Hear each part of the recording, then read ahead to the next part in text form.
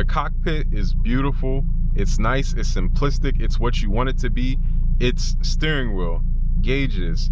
Whenever I get a deck and a radio in here, deck and a radio. And you obviously can have new modern creature comforts as well, because now all the decks have like Apple CarPlay or Android Auto. So you can have your maps right here when you drive, going through the speaker telling you where you have to go. So you don't necessarily need your phone right here, even compared to maybe even 10, 15 years ago. So you have that. You have real clicking knobs. Nothing that I have to go through 1,000 menus to get to in some vehicles, no shade, but all the shade, to get to just like turn on certain things that should just be available to a human being right here. Nothing wrong with new technology. I love new technology. I have a newer car as well, but there's some car companies that make things so difficult, especially for a driver's car, when most people just want to feel special.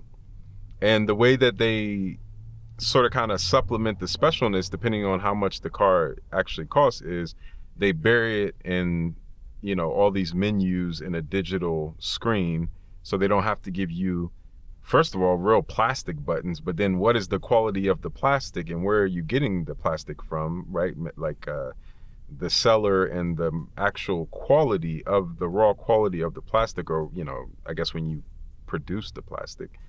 And if they're giving you higher, if you're buying a higher car, then they, you know, we want real metal, you know, I want real metal. I want real aluminum buttons, you know, like that type of stuff is amazing, because you don't have to look. Sometimes you can just feel, and you, okay, my button's 2, 3 over, or you look really quickly, bam, you hit it, air conditioner, you're there.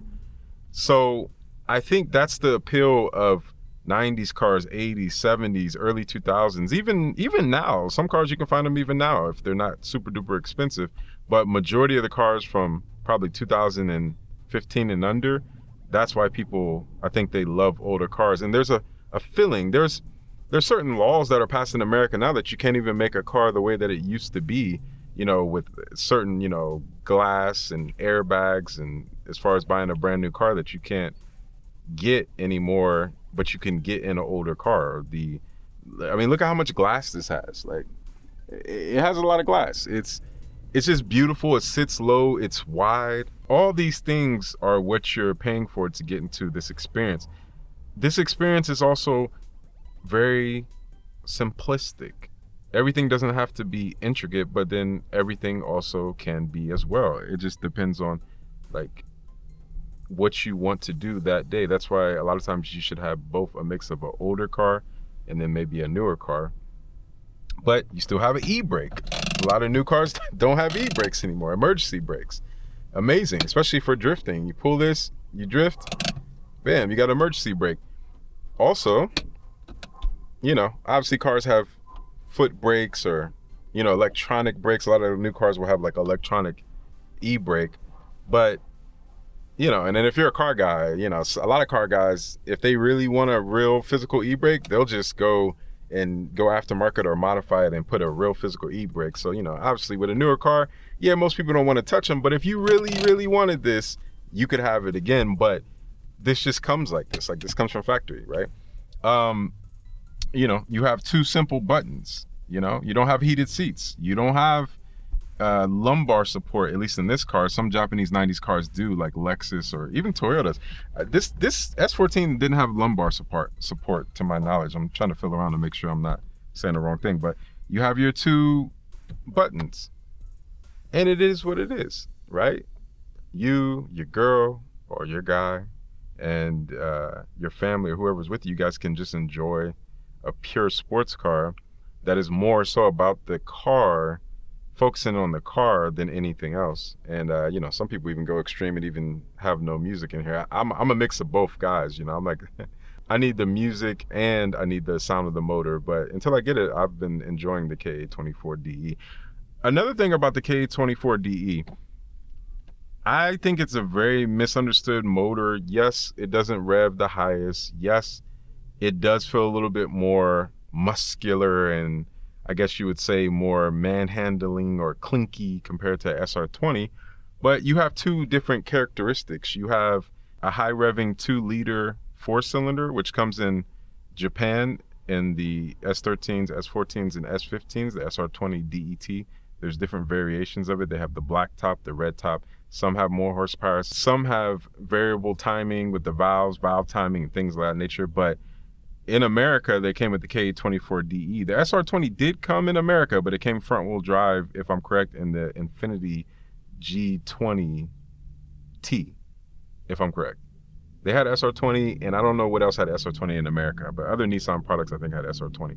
But the K24, you gotta love it for what it is. You can take it out and throw an RB in here. You can throw an SR20 in here, but how much work is that going to be? We're in 2025 now. How expensive will that be compared to even 10, 15 years ago? Aftermarket support, all these things you need to look into. The K24DE came in a lot of things, and I think if you understand it as being a 2.4 liter motor, and I can't remember exactly how the K24, as far as the 3 dimensions, the crankshaft, the rods, and the pistons, I can't really exactly remember how it comes up to 2.4 liter, but I know the rods are a little bit longer.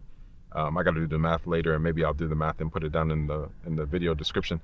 But look at it as a 2.4 liter motor. Now there's options. Some people make it a 2.7 liter, which is crazy. I never even thought about that till recently, making it a 2.7 liter. But I want a little bit, I want revs. I think when you make it 2.7 liter, you might possibly have to give up on the revs. I would think it's 2.7 liters. So it might only be able to rev to maybe like 65 or 6,000. And I just, you know, I like to rev a little bit because I like a balance. And a lot of my motors that I've always had have always usually been 2 liters. So I'm sort of kind of used to revving to, you know, anywhere between 78 to 9,000 RPM, especially when I have my S2000 and some of my like EG hatches with B18 and things like that. So, and then always, all my 240s have always been KA. I've been the original KA guy. I had a turbo KA when everybody was trying to tell me to swap to SR20, and I had a turbo KA, and I have to look at my sheet, my dyno sheet. You got to understand, you're going to get power earlier on. It's a longer stroke rod, but what is the ethos of the motor? What is the actual character of the motor? Not just this, it's a truck motor, but like, how can we really listen to it to be like, okay, it doesn't rev high, but if we want to do all motor or supercharge or turbo, what are we really looking for? I think in the KA world, we know enough about the turbo personality of a KA and how bulletproof and how slept on KAs were for so long. I still even think to this day, they're still slept on to some extent. Iron block, oil squirters, I think they have a reinforcement like the girdle. Yeah, I mean, the rods are strong. Like, it's a bulletproof motor, especially if you rebuild it. It's bulletproof as long as you don't do anything to it that you self-induced as far as like too much boost, or you know your tune is not right, because tune is everything. Going to a reputable shop with a person that understands the motor and understands fuel ratio is very important, like super important. So don't cheap out. Go to a shop or go to somebody that knows how to tune a car. But my route is an all motor KA24DE.